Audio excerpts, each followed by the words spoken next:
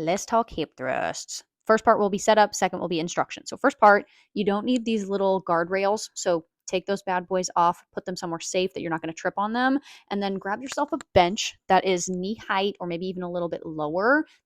I'll explain that more later. And then you can stick that bench in the very back. It's not going to go anywhere. And please don't do that. Please take the barbell off first. Then you're going to load up your barbell. I like to always get behind it and pull. I think that's easier than just one handed. And then if this is poopy, if you need a wider back for yourself, then what we can do instead is set it up sideways. And if it doesn't go all the way back into the thing, then you can literally just put weights on the back end of it. So once you're up against it, it's not going to slide anywhere. It's not going to move. It'll be chill. So from here, let's talk about how to actually hip thrust.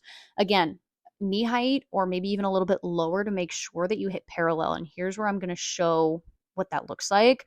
Making sure you're coming up all the way to the top. This is where most of the tension is and most important part of the movement. So if you need to put a plate under your heels, if there's not a bench short enough, that's one way you can do this. Also keep the chin tucked, eyes forward the entire time, and engage your core, ribs to pelvis, like you're going to get punched. You know the drill.